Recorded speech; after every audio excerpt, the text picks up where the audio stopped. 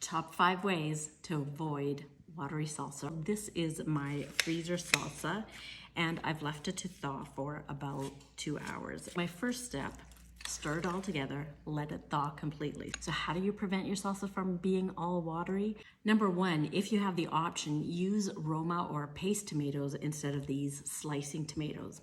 If slicing tomatoes is all you have, remove the water or jelly from the inside before chopping and using in your salsa. Step number 2 is cook your salsa. If you freeze raw salsa, you're gonna have very watery results. So cook your salsa and cook it long enough, at least 40 to 60 minutes, to allow all of that moisture to evaporate. Step 3, use tomato paste. The tomato paste will help bring everything together and tie up that water.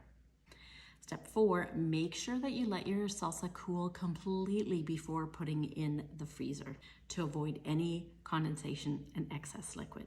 Number 5, if you do take it out of the freezer and find your salsa is too liquidy or watery, go ahead and put it through the strainer and save the good stuff. Use the extra liquid in soups or stocks. It'll be delicious in that, and you'll have a beautiful salsa left. Sprinkle with a little fresh cilantro and enjoy. Cheers.